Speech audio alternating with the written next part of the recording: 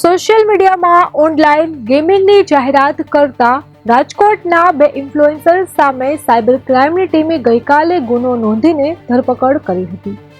તો આ સિવાય બીજા 8 લોકો સામે પણ આજરોજ કાર્યવાહી કરવામાં આવી છે.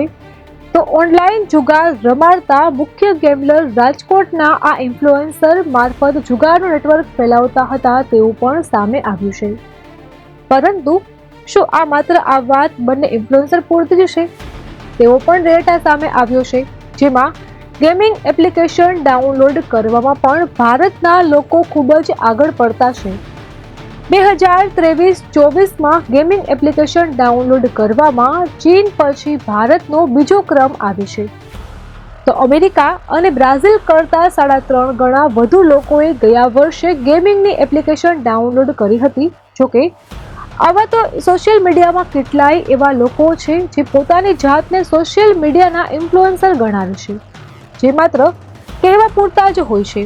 કારણ કે હકીકતમાં તો આ લોકો બીજાની જિંદગી બરબાદ કરતા મોતના સોદાગરો છે. પોતાના રોટલા શેકવા માટે અન્ય લોકોની જિંદગી ઝેર કરી નાખે છે.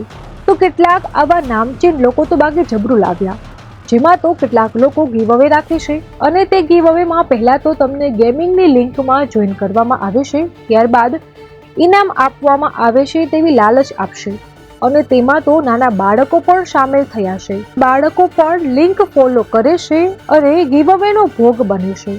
અને આવા તો સોશિયલ મીડિયામાં 100માંથી 80 લોકો છે જે જુગારની જાહેરાતો કરીને લોકોને ખોટી રીતે ભરમાવે છે. ત્યારે તમને થતું હશે કે આ ઇન્ફ્લુએન્સરને આવી જાહેરાત કરવાથી રૂપિયા મળતા હશે.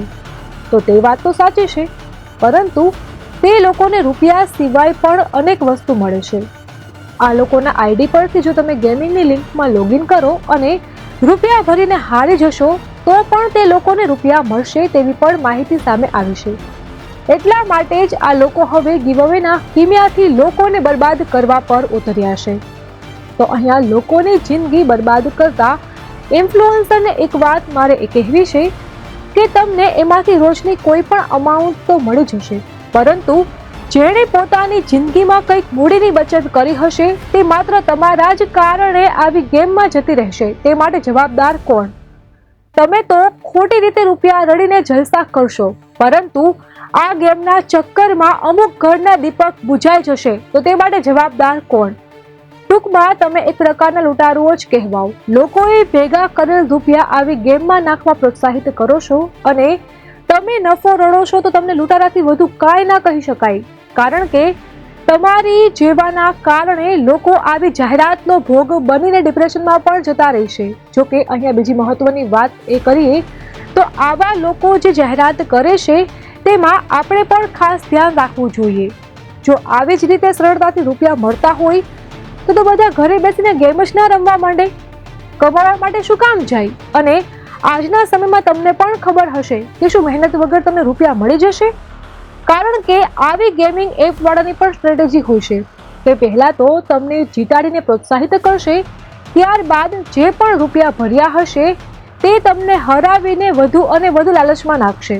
એટલા માટે આવી બધી એપથી દૂર રહેવું જોઈએ. જોકે રાજકોટમાં 8-10 લોકો પર કાર્યવાહી થતા હવે તમામ આવા ખોટી લોભામણી જાહેરાત કરતા ઇન્ફ્લુએન્સરમાં ફફડાટ ફેલાયો છે અને જેઓએ પોતાની બાયોમાં લિંક રાખીને લોકોને ફસાવવાની લાઈનમાં હતા તે લોકોએ તો હવે તમામ લિંકો ઉડાવી દીધી છે. કારણ કે તે લોકોને પણ ખબર જ છે કે ક્યાંક ને ક્યાંક આ વસ્તુ ખોટી છે. એટલા માટે તો તાત્કાલિક ધોરણે ઘણા ઇન્ફ્લુએન્સરોએ ગેમિંગને લગતા વિડીયો, રીલ્સ વગેરે બધું ડિલીટ કરી નાખ્યું છે. તો આવી પણ વિગતો સામે આવી છે કે ઇન્ફ્લુએન્સર મારફતે લિંક મળ્યા બાદ જે યુવકો ઓનલાઈન જુગાર રમતા હતા તે જુગારમાં થયેલી હારની રકમ યુપીઆઈ મારફતે અથવા તો સીધી જ તે વ્યક્તિના બેંક એકાઉન્ટમાં જમા થતી હતી. તો આવા જે બેંક એકાઉન્ટમાં રકમ જમા થતી હતી તે બેંક એકાઉન્ટ કેવી રીતે ખુલ્યા? તે પણ એક મોટો સવાલ છે.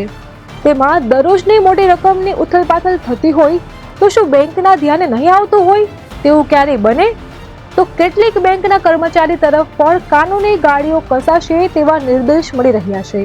અને હા, જતા જતા ખાસ વાત તમને એ પણ કહેવી છે કે જો તમને પણ આવા ગેમિંગના વિડીયો અથવા તો એવી કોઈ પણ રીલ્સ જોવા મળે તો તમે પણ તેના ચક્કરમાં ન આવો અને તાત્કાલિક જ તે અંગેની સાયબર ક્રાઇમમાં ફરિયાદ કરો. અમારી તમામ માહિતીથી અપડેટેડ રહેવા માટે જોડાયેલા રહો ત્રિશુલ ન્યૂઝ સાથે.